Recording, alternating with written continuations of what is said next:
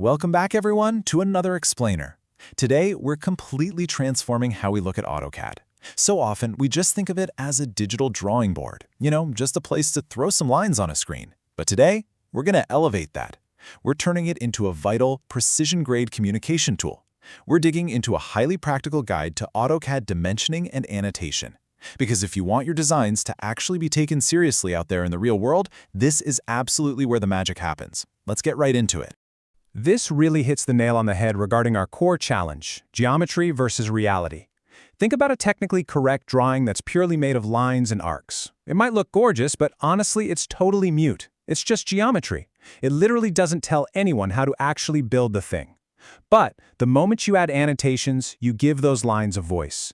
You're adding the size, the exact purpose, the materials, and all the construction instructions.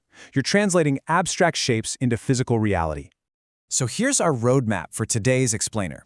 First, why technical drawings actually need annotations. Then, setting up layers and styles. Third, placing accurate AutoCAD dimensions. Fourth, adding clear text and leaders. Fifth, avoiding common dimensioning mistakes. And finally, we'll wrap up with a quick look at how this is all powered by assignment on click. All right, Section 1. Why technical drawings need annotations. Because, like we just established, a technically perfect drawing is totally useless if the builder on the ground can't figure it out. The sheer scale of catastrophe that bad dimensioning can cause, it's staggering. We're not just talking about a messy screen, we're talking about massive real-world consequences. Imagine structural components being manufactured at the completely wrong size just because the dimension was kind of ambiguous, or think about those massive construction delays while contractors stand around trying to guess missing measurements. Or picture this, printing out a huge A1 plot on site only to find the text is completely unreadable because the scale was off. No way. The stakes of technical miscommunication are incredibly high. Proper dimensioning provides the exact information required to manufacture, construct, and inspect a design safely. Moving right along to Section 2, setting up layers and styles. You really got to think of this foundational prep work not as some boring chore, but it's your absolute best shield against future drawing headaches. The crucial point here is setting up your environment before you place a single number. So, Step 1, establish your drawing units. Just type units and make sure you're in decimal, architectural, or whatever your specific project demands. A drawing created in millimeters should absolutely never accidentally be dimensioned in inches. Step 2, create your dedicated annotation layers, like A-dims or A-text. You want to keep these entirely separate from your geometry layers so you can easily control visibility and plotting. And Step 3, which honestly might be the most important part, hit F3 to enable Object Snap. Object Snap makes sure your dimensions lock onto exact geometric points, like endpoints or intersections, instead of just the approximate location of your cursor. Next up, we lock in our styles. You really want to avoid manually changing every single piece of text. It's a nightmare. Instead, create a consistent named text style, like AOC Notes, for example. Stick to one clear, technical font. Avoid using too many different fonts, because that just makes the whole drawing look super messy. Then set up your dim style. This handles the whole shebang. Everything from arrowhead size to your primary units and tolerances. And actually, speaking of tolerances, here's a pro tip from our source. Only add them when technically necessary. Throwing in excessively narrow tolerances can massively increase manufacturing costs for literally no good reason. Keep your styles tight, organized, and standardized. Now, let's talk about the ultimate solution to that unreadable text problem we mentioned earlier, annotative scaling. This is a real game changer. If you know your drawing is going to be printed at multiple scales, say 1 to 50 and 1 to 200 on the exact same sheet, just make your dimension style annotative. AutoCAD will then automatically adjust the displayed size of your annotations based on whatever the active viewport scale is. This feature alone will absolutely save you from the nightmare of handing over unreadable printed plans. Okay, Section 3, placing accurate AutoCAD dimensions.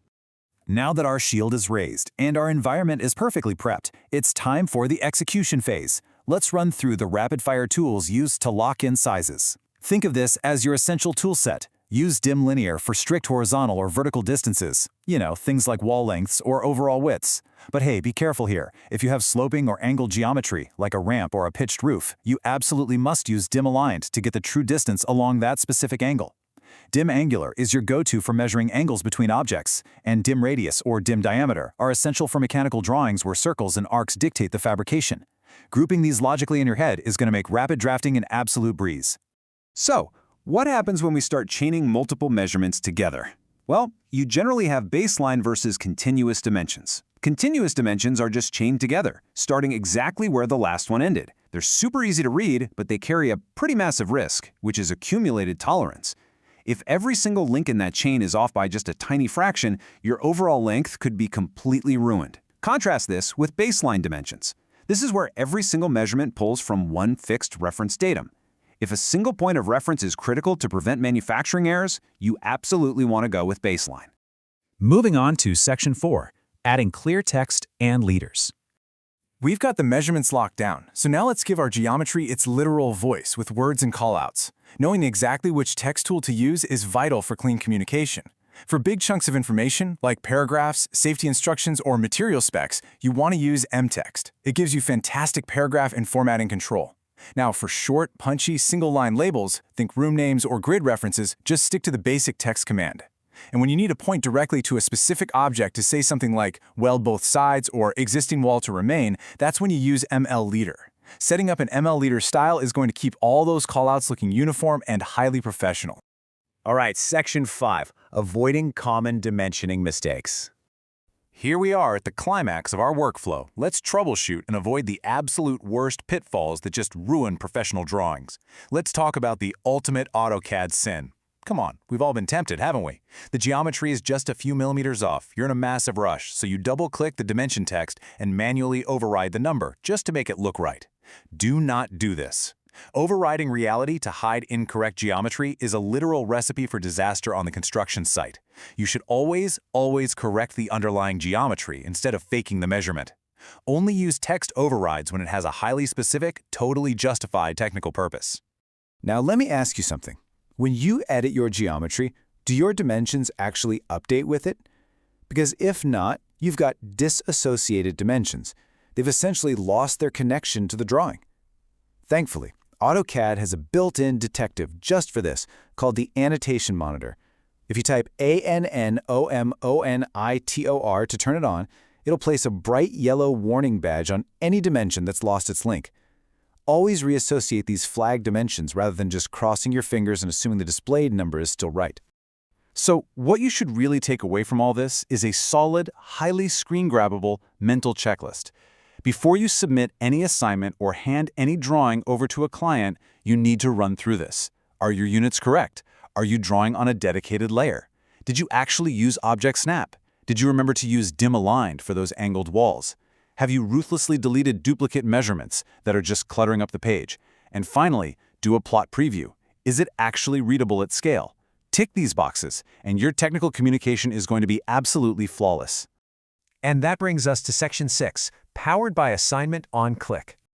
Mastering these complex workflows definitely takes time, and sometimes having expert resources in your corner makes all the difference. Our source today really highlights how assignment on click can support learners through these complex processes. Basically, they help students decode those tricky AutoCAD assignment requirements and establish the structured layer and annotation plans we were just talking about. If you're ever struggling to figure out whether to use baseline or continuous dimensions, or how to properly set up annotative scaling, they provide awesome guidance by reviewing methods and explaining key AutoCAD commands. Ultimately, it's all about elevating your academic formatting and your technical presentation. We just want to state that full credit for today's structured insights goes to Assignment on Click. They're totally dedicated to helping students present their technical work clearly, accurately, and above all, professionally. Which brings us to our final thought for this explainer. The next time you sit down at your workspace, the next time you go to plot a drawing, ask yourself, are you just drawing abstract shapes on a digital canvas, or are you truly communicating reality? Every single line, every leader, and every dimension is a critical instruction. If you treat them with the precision they deserve, you will never look at AutoCAD the same way again. Thanks so much for joining me on this explainer. Keep learning, and I'll catch you